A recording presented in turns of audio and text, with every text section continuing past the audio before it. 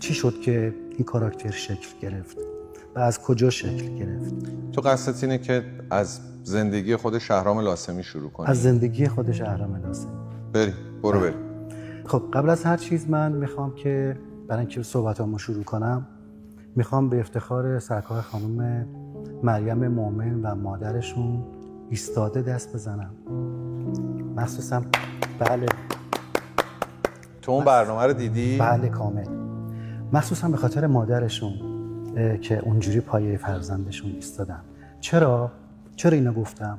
برای اینکه داستان زندگی من دقیقاً برعکس خانم مومنه. الان شاید براتون سوال شده نه؟ خب من شروع میکنم. در تاریخ 26 آذر 1343 من در یک خانواده فقیر به دنیا اومدم. مادرم 2 پسر از دست داده بود، 2 پسر دیگه هم داشت و من رو خدا قرار بود بهش بده. از اونجایی که خیلی دوست داشت که دختر داشته باشه و فکر میکرد که خب من دیگه قرار دختر بشم و اون موقع حالا میدونید دیگه به هر حال اون موقع شرایط سونوگرافی و نمیدونم تشخیص جنسیت و اینا اصلا نبودش. خلاصه من به دنیا آمدم 26 آذر و پسر شدم و مادر من از همون لحظه با من قهر کرد و به من شیر نداد. تا جایی که همسایه‌ای که در اصحاب خونمون بود و با بچه‌هاش اومده بودن کمک مادرم باشن، کنارش باشن، وقتی این شرایط رو دیدن حتی پرستارا گفتن خانم فلانی شما باید به بچه شیر بدی. گفت منم گریه میکردم. گفت نه من دختر میخواستم، من اینو نمیخوامش. تو وقتی به دنیا اومدی مادرت بهت شیر نداد. تا چند روز به من شیر نداد تا اینکه همسایه‌ها هم صاحبخونمون به من قنداق میداد و منو با قنداق نگه می‌داشتن. یعنی فقط آب ولرم و کمی قند؟ بله، که من زنده بمونم. پدرت کجا بود اون موقع؟ پدرم خدا رحمتش کنه، پدرم شغلش اون موقع‌ها این بود که از دماوند، گفتم که توی خانواده فقیر دنیا اومدم. پدرم اون موقع یه چرخی داشت که بهش میگفتن چرخ تعافی که از دماوند سیب زمینی می آورد و دوره‌گردی میکرد و سیب زمینی میفروخت که بتونه زندگیمون رو اداره کنه. پدرت میدونست که مادرت بهت شیر نمیده؟ بله، خیلی حتی از مادرم خواست که این بچه چه گناهی کرده، به بچه شیر بده، بچه باید شیر بخوره، این طفلی گناه داره فلان. هر چی میگفت قبول نمیکرد. تا چند روزی گذشت و لطف خدا باعث شد که مادرم با من آشتی کرد و بعد از چند روز من رو شیر داد که من دیگه زنده موندم. و این روایت رو شهرام کی به تو گفته؟ من یه روزی رفتم خونه همون صابخونه‌ای که توش زندگی می‌کردیم، شاید بگم مثلا 3 سال پیش شنیدم که این ماجرا هست و ما تو چه خونه‌ای زندگی می‌کردیم. رفتم اون خونه رو پیدا کردم. خیلی جالبه. کجا بود اون خونه؟ تو جوادیه. من تو جوادیه تهران با افتخار به دنیا آمدم و تو نازی‌آباد با افتخار بزرگ شدم و روزی من رفتم و اون خونه رو پیدا کردم، چون میدونستم مثلا خانواده‌ای بودن به اسم خانواده آقای صمدی و یه جورایی چون اون مادر اون خانواده تازه یک بچه‌ای رو دنیا آورده بود، اون زمانی که مادرم به من شیر نمیداد شروع کرد، چون بچه شیری داشت به من شیر داد و یه جورایی من با بچه‌ها شدم مثلا خواهر برادر شیری. عرضم به حضورتون که چی بود که شهرام تو باعث شد جستجو کنی بری اون خونه رو گیر بیاری؟ همین سوال هایی که برام به وجود اومده بود باعث شد که من برم ببینم واقعا راست گفتن، اون چیزی که به من گفته بودن درسته. رفتم و اون خانواده رو پیدا کردم و باهاشون صحبت کردم. گفتم من همچین چیزی شنیدم، آیا درسته؟ و اونها شروع کردن کل موضوع رو برام تعریف کردن.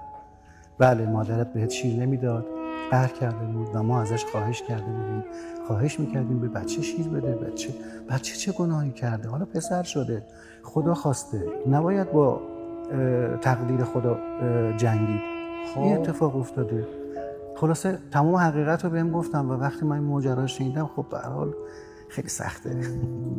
قبول کن که خیلی درده. مادرت در قید حیاته؟ نه، مادرم سال 87 از دنیا رفت. حالا میگم داستانشو. ولی از همون سال که من 5 سالم بود اختلاف پدر و مادر من با هم شروع شد.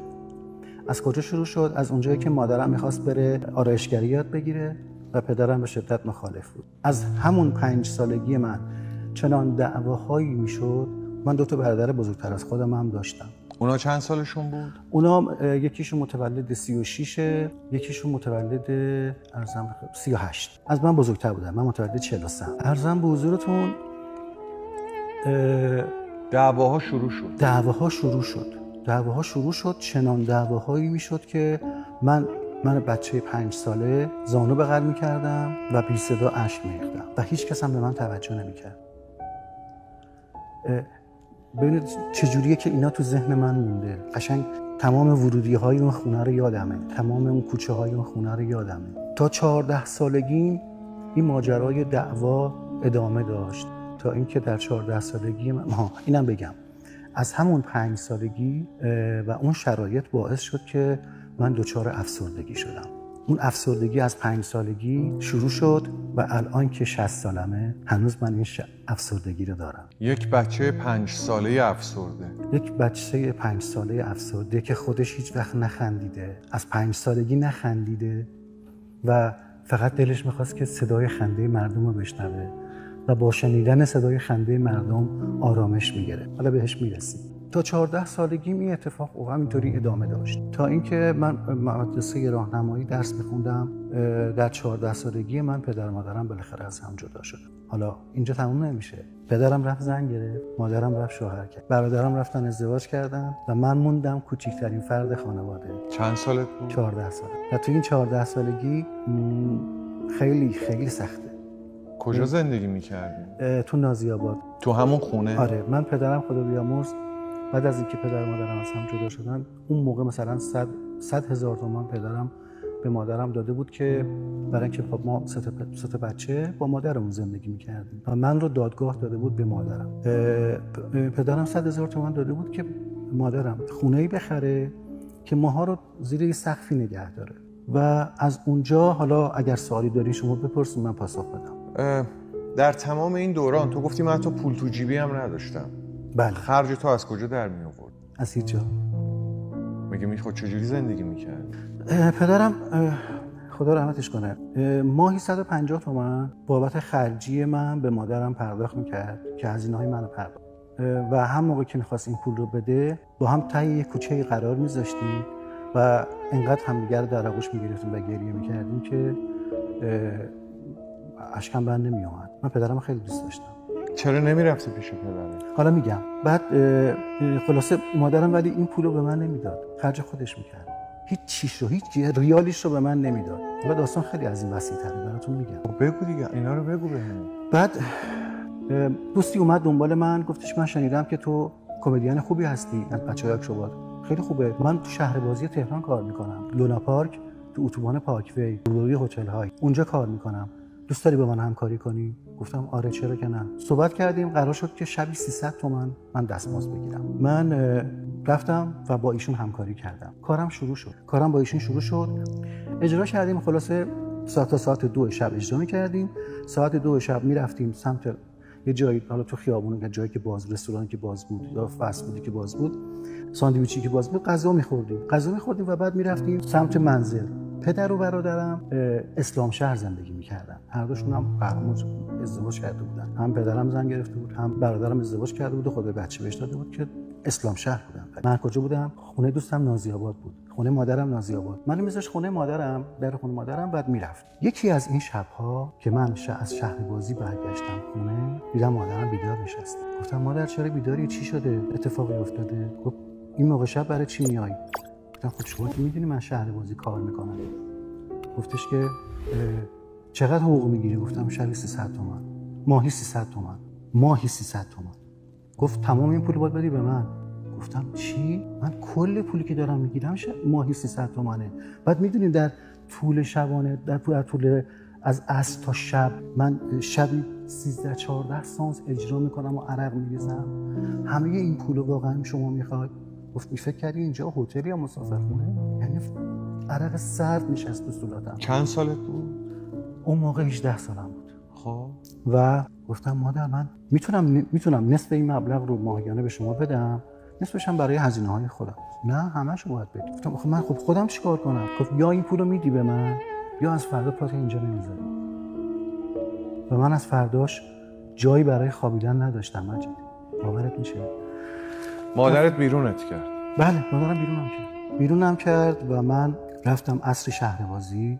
رفتم اتفاقا رو صحنه اون شب یکی از شبایی بود که بیشتر مردم خندوندم، بیشتر تو کارم انرژی گذاشتم. چرا؟ نمیدونم، حس من اینجوری بود که هر موقع غمگین بودم سعی میکردم تماشاچی غم منو نفهمه، سعی میکردم بیشتر انرژی بذارم برای کارم و بیشتر مردم رو شاد کنم. کارمون تموم شد. اون شب کار تموم شد، شامونه خوردیم، رفتیم رسیدیم داشتیم میرفتیم سمت خونه. گفتم فخرالدین ببخشید لطفا من امشب نبر منزل مادرم. گفت برای چی شده؟ داستانو براش گفتم که دل میکردم که حرفمو بزنم. گفتم نمیشه، واقعا مادرم قبول نمیکنه دیگه منو. گفت حالا میخوای چیکار کنی؟ گفتم ببین نمیدونم واقعا باید چیکار کنم. گفت میدونی که من نمیتونم تو خونه خودم ببرمت.